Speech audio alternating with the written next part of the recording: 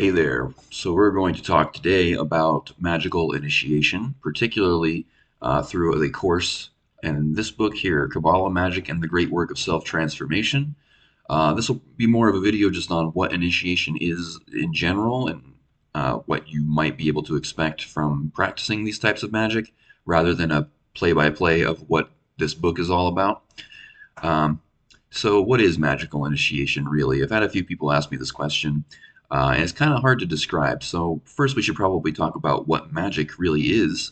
And you've likely already heard, if you've spent any time researching this topic at all, everyone usually likes to quote Aleister Crowley at this point, and talking about how our magic is the art of causing change in the world and conformity with will. I'm paraphrasing, and that's technically true, but it's a little bit vague.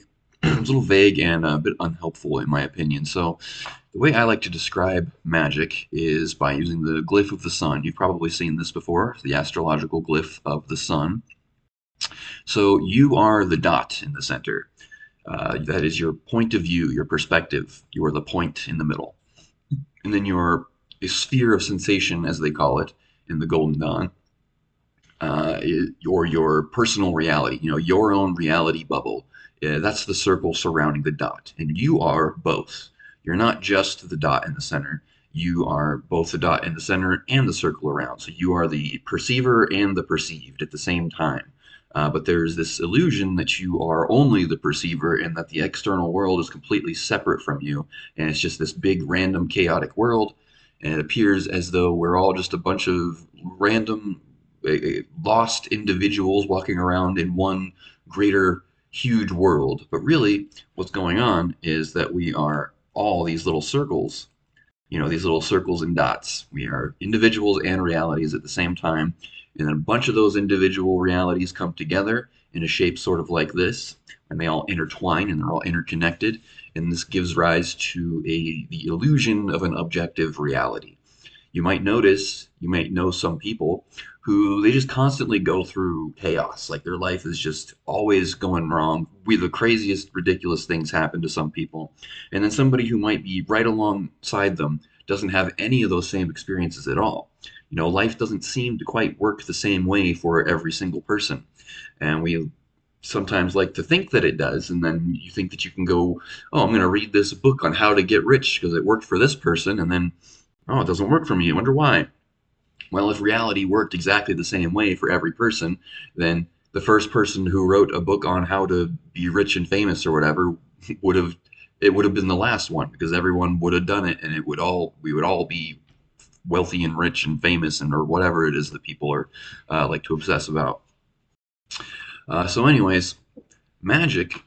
Uh, what you're really doing when you practice magic like this, the Golden Dawn style stuff in this book here, um, what you're really doing is you are changing your energy, not just one bit of your energy. You're causing change within your whole consciousness. You're charging up your entire consciousness with different types of energy.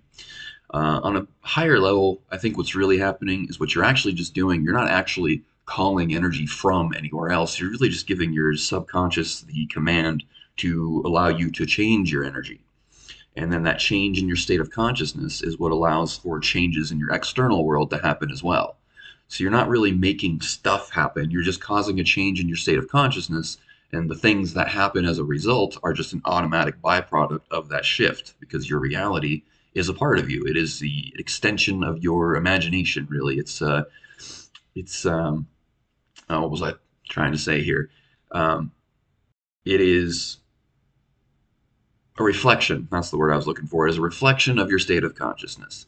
So people who go through, like if you have a really difficult childhood and you have a whole lot of trauma, you'll probably find that your life is a little more chaotic than a lot of other people's who don't have those sorts of traumas. Well, that's because trauma, which is actually something that you're really going to need to understand if you want to practice magic, especially this kind of initiatory magic, like high magic. Um, Trauma really is just an emotional energy that comes from an experience that was emotionally overwhelming for you to be able to handle it or process it all at once. So your mind, instead of just going into shock and having a complete breakdown, although that may happen too sometimes, it basically compartmentalizes all that emotional energy and it stores it somewhere in your body, in your subconscious. And then that energy continues to affect your overall state of consciousness, which then causes certain patterns relating to that emotional energy to start to happen over and over again throughout your life. Um, let's see here. Now, the way most people handle these manifestations that are rooted in trauma, whether they may be aware of it or not, is by trying to make things happen, trying to force a change in their reality. Something comes up in their world, they don't like it, it's triggering, and so they try to attack it. You will try to control that thing, and you may be able to succeed temporarily, but eventually it just crops up somewhere else and keeps popping up over and over again in different forms. The situation may change, but the emotional quality, the emotional intensity of the situations continue to be the same until you face that emotional trauma and dissolve it. So when you start practicing ceremonial high magic, like in the Kabbalah Magic book, or some kind of high magic initiation, there's a couple different styles, but this I find that this one book by Liam Thomas Christopher, the Kabbalah Magic book, I mean it's for real, it's the real deal, it works, but it's not fun. I'll tell you that much. At least it hasn't been for me. It does seem to work a little differently for each person because people all have different things that they need to experience in order to get where it's trying to take you. But when you start practicing this kind of magic, like lesser banishing ritual, the pentagram, the middle pillar, the invoking rituals of the pentagrams and hexagrams, and the planetary and elemental and zodiacal forces, and all these things that come along with this, um, what you're kind of doing two things. You are at first with the lesser banishing of the ritual, or the lesser banishing ritual of the pentagram, which is a very famous ritual. You can find all kinds of info on that on the internet.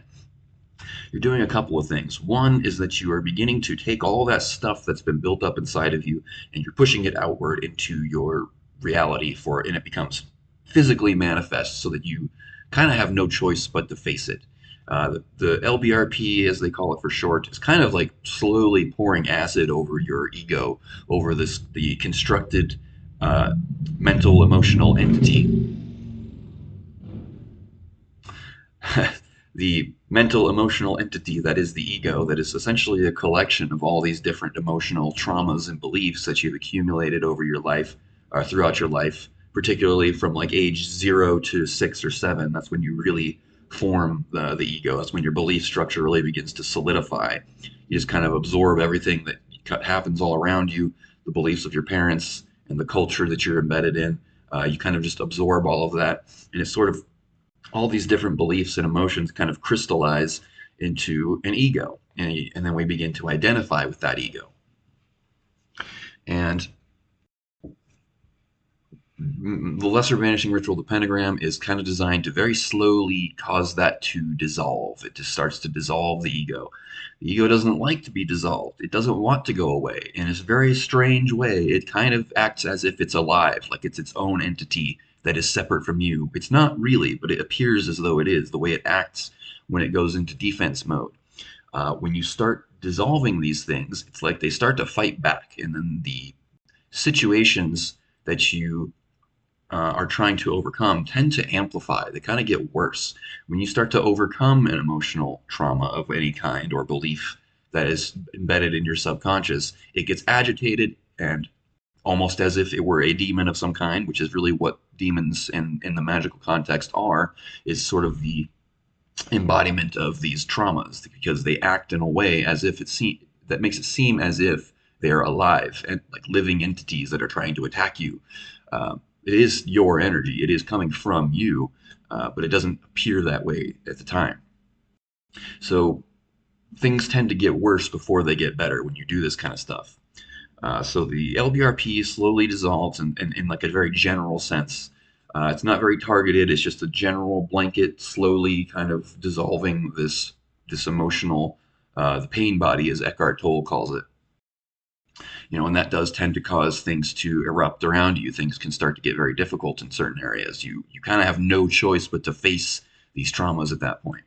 Um, and you continue to practice it over and over and over again. And if you've read the book, if you've the Kabbalah Magic book, if you're familiar with this, you probably noticed that at one point it does say that you should not go beyond the neophyte grade unless you plan to complete the whole thing. And I would definitely agree with that. You can do the beginning, the neophyte grade, where you're doing the LBRP, the middle pillar, and I think those are the main rituals in that grade. It's been a while since I've done it, but you can do that, and it will begin this process. But it doesn't pick up the kind of momentum where you have no choice but to follow through with it all the way until after you leave that grade and go on to the next one.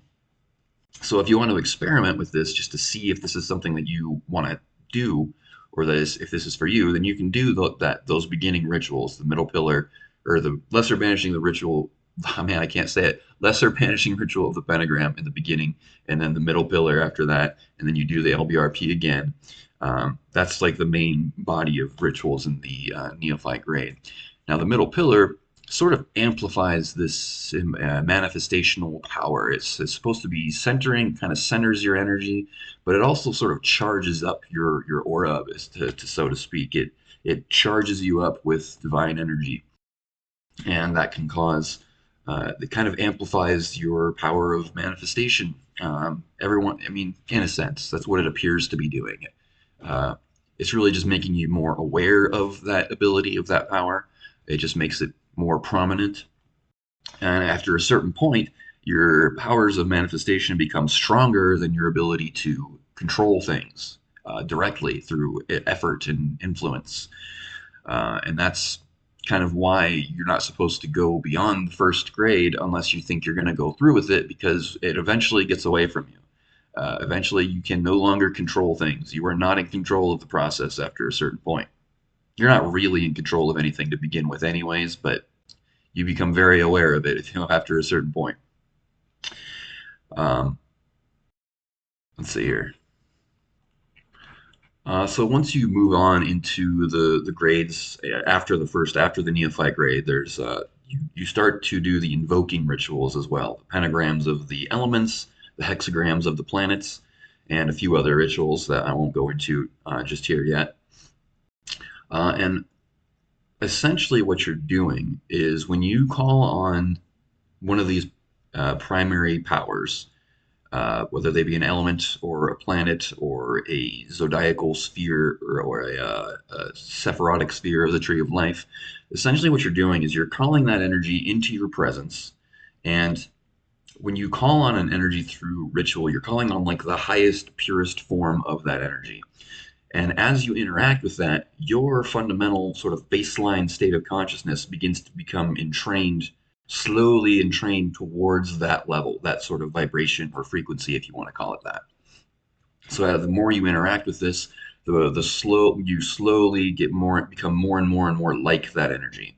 And as you do that, the aspects of the ego that have not been processed or made conscious yet become very obvious. It's kind of like if you listen to a symphony where everyone's playing perfectly in tune, it kind of almost sounds like one big thing. Everything's harmonizing. But if one of those violins or cellos or anything like that is out of tune, all of a sudden that's all you hear. You only hear the one that's out of tune, that dissonance. And the same thing sort of happens when you start altering your own sort of vibration, so to speak. Um, is you start to interact with this highly charged harmonious energy, and that you start to move towards it, and the aspects of you that are sort of out of tune become painfully obvious. You cannot avoid them. They show up in a way that is you must deal with it. There's really no other choice. And so you do that with all the fundamental forces of reality, essentially: earth, air, water, fire, spirits, and then all the planets in zodiac or in astrology. And then there's later practices where you can work with the zodiac and other forces as well. Um, but that's essentially what's going on here. And so you may have noticed that the common theme in all of this is that the ego causes a problem. Magic by itself is not that difficult. It's dealing with the effects afterwards when your ego starts to fight back, because it does not want to disappear. It does not want to change. It is designed to to survive at all costs, and it will put up one hell of a fight if you decide to go through something like this. And it depends on you. I would say The level of difficulty you're likely to encounter in this practice is going to be directly related to the level of trauma you experienced in your childhood. Um, that's just the way it is. And at the same time, people who have the greater amount of trauma are probably the ones who need it the most and the ones who will be most motivated to want to do this kind of work. Because if you had a decent life and things go the way you want them to, and you don't, and your sort of your ego loop is a pleasant one, then you're not going to really have much motivation to want to go through something as difficult as this. But if you are just riddled with trauma and your life has just been absolute chaos and it's just constantly difficult and it's a very unpleasant cycle, then you're going to feel much more motivated to want to dissolve that cycle than somebody who hadn't had those experiences. So, is it for you? Obviously, nobody else can answer that for you, but I would say um, if you feel like you just absolutely need to do this work, you just have an inexplicable urge and you just feel like this is something you need to do, then absolutely it's for you. If you're kind of like, I don't know, kind of sounds interesting. I mean, maybe I'll do it to see if this magic stuff is real, or I don't know. Probably it is not for you. Now, you can always find out for yourself. Just do the neophyte practices, get the book, do the first grade practices, see what it does, and if you find that it's for you, then go for it.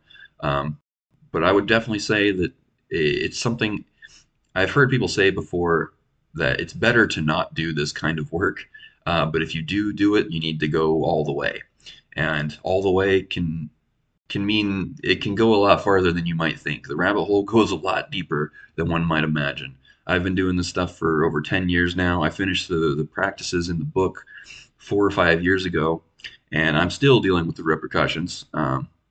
I've met other people who claim to have gone through this, and they don't seem to have had nearly as hard of a time with it as I have.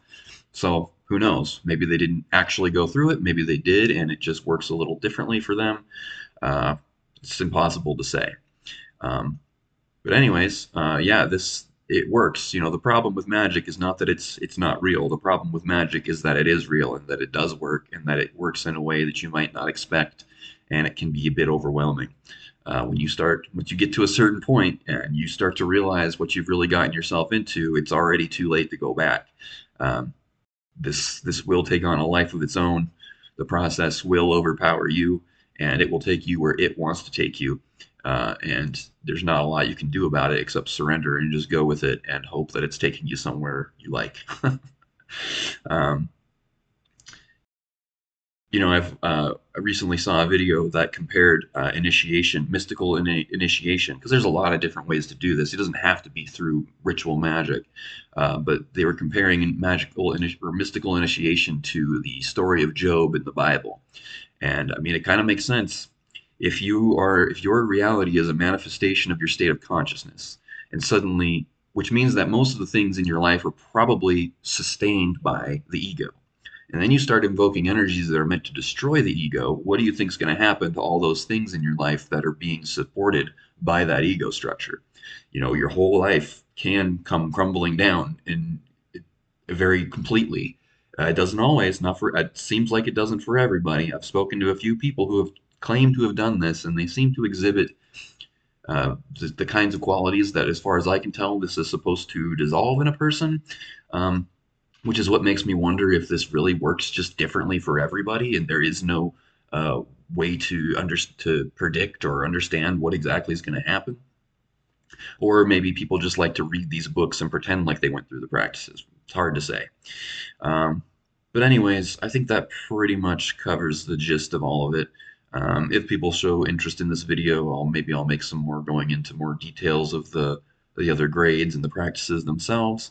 But hopefully this has been informative for you.